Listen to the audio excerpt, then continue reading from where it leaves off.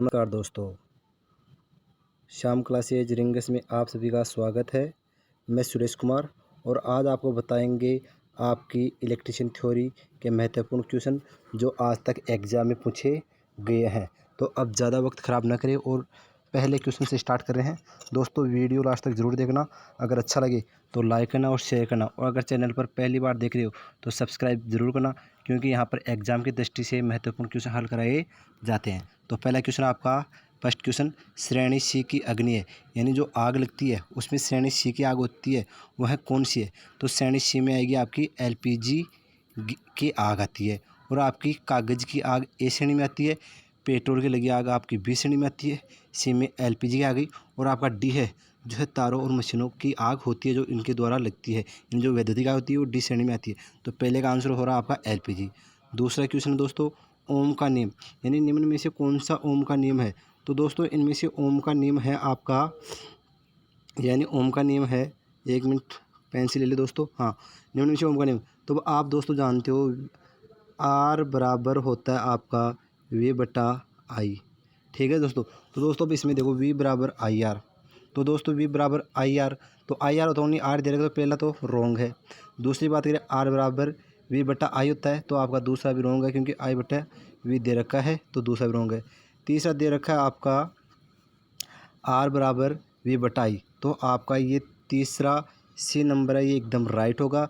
और चौथा है आपका वी बराबर आई बटा आर, क्योंकि वी बराबर आपका होता है आई और आर, तो दोस्तों ये आपका गलत है, तो ये आपका गलत है। तो अब अगला क्वेश्चन देखते हैं, तो इसमें आएगा आपका सी, यानी आर बराबर वी बटा आएगा, तो ओम का नियम का सत्यापन ये होगा। अगला तीसरा नंबर क्वेश्चन है, सोल्डरिंग आयरन की बिट किस धातु की बनी होती है? तो जो आपकी सोल्डरिंग आयरन की बिट होती है दोस्तों, वह तांबे की बनी होती है। आपको बूझ ले कि सोल्डर आयरन का बिट किसका बना होता है? ये किसका बना होता है? तांबे का बना होता है। और आपका नाइक्रोम है, तो नाइक्रोम का आपका क्या आता है? नाइक्रोम का आपका जो आता है, जो हीटिंग एलिमेंट आता है।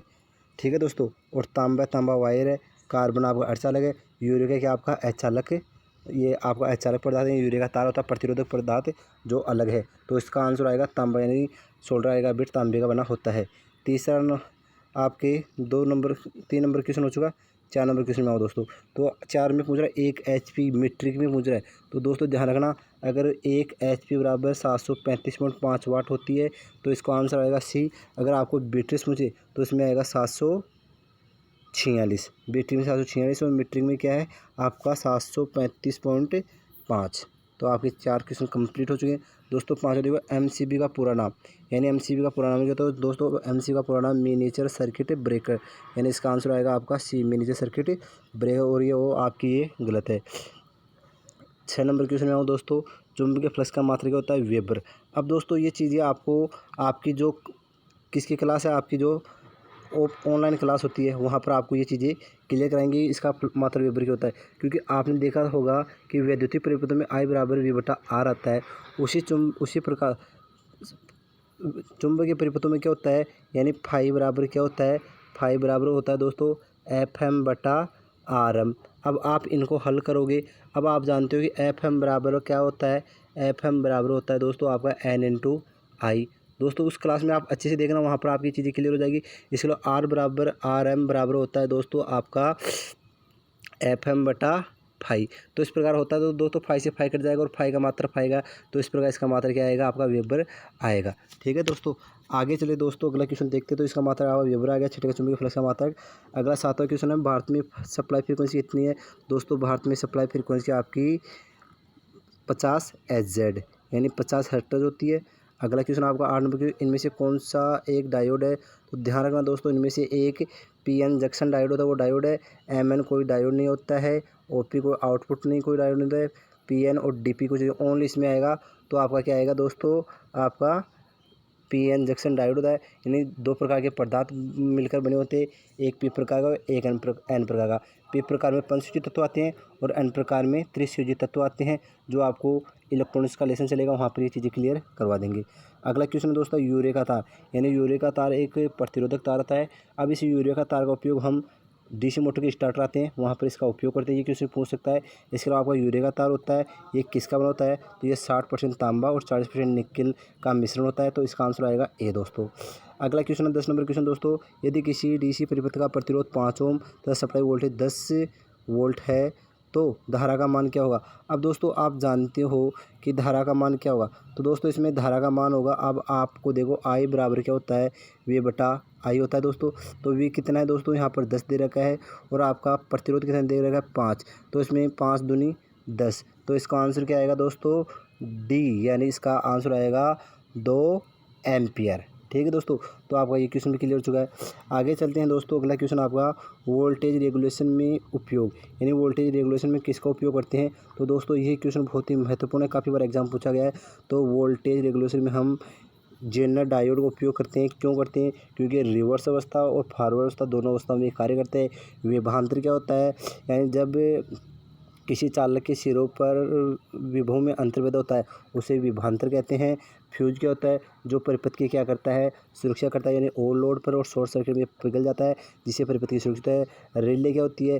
रिले एक साथ कई परिपथों को ऑन ऑफ करने वाली युक्ति होती है। दोस्तों मेरे हिसाब से ये भी आपका क्लियर हो चुका है। आगे बात करिए दोस्तों, अगला क्वेश्चन आपका ब्रिज रेक्टिफायर में कितने डायोड होते हैं? हाँ दोस्तों, ये चीज़ मैं आपकी क्लियर करा दूँ। एक होता है आपका हाफ वेव, तो हाफ वेव में कितने डायोड होते हैं? हाफ में एक डायोड होता है। अगर आपको पूछे फुल, तो फुल में दोस्तों आपके 2 डायोड होते हैं।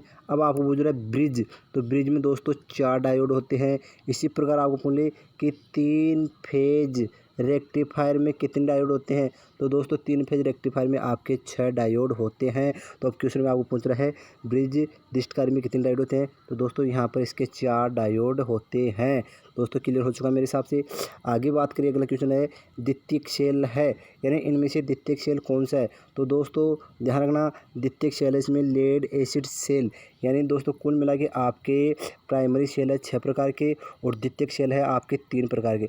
3 प्रकार में पहला प्रकार आपका लेड एसिड सेल, दूसरा निकेल आयरन और चौथा दूसरा निकेल आयरन और चौथा है निकेल कैडमियम सेल। तो इस प्रकार वो है। डेनियल सेल आपका प्राइमरी सेल है, मर्करी सेल प्राइमरी सेल है और लेक्लांची सेल भी प्राइमरी है। यानी आप पहले जाके क्लास देख लो, वहाँ पर हमारी क्लास में सेल वाला लेसन है, वहाँ पर एक सारणी में कंप्लीट सेल विस्तार से समझाए गए हैं दोस्तों। तो वहाँ पर आपको अच्छे से समझ में आएगा। पूरी सारणी एक ही लेसन में क्लियर कराई गई है, यानी एक सारणी से आपको पूरा पार्ट क्लियर हो जाएगा, जिसमें आपको उसका वोल्टेज और रासायनिक प्रक्रिया, इनका क्या दोष है क्या हानि, हर चीज़ अच्छे से समझाएंगे। तो वहाँ पर आप क्लियर कर लेना दोस्तों। आगे बात करें दोस्तों, अगला क्वेश्चन आपका तांबे का गन्ना कितना होता है? तो दोस्तों इसकी भी आपको एक ट्रिक बताई, ये भी देख लेना क्लास में। तो कुल मिला के आपको यहाँ पर इसकी जो तांबे का गन्ना होगा वो 1086 होगा, यानी इसका आंसर आएगा आपका सी। अगला क्वेश्चन की बात करें दोस्तों, लास्ट क्वेश्चन है इस क्लास में 15 क्वेश्चन के लिए रहे हैं। इनमें से अचालक पदार्थ है, इनमें से अचालक पदार्थ कौन सा है? दोस्तों इनमें आपका अचालक पदार्थ अभ्रक है, टिन चालक है, शीशा चालक है और पारा भी चालक है। तो ये हो गई, यानी कुल मिला के ये तो आपकी चालक धातु है, अभ्रक ओनली अचालक धातु है। तो दोस्तों इस प्रकार आप ये 15 क्वेश्चन क्लियर हो चुके हैं। मेरे हिसाब से इनमें किसी प्रकार की दिक्कत नहीं है। तो दोस्तों आज के लिए बस इतना।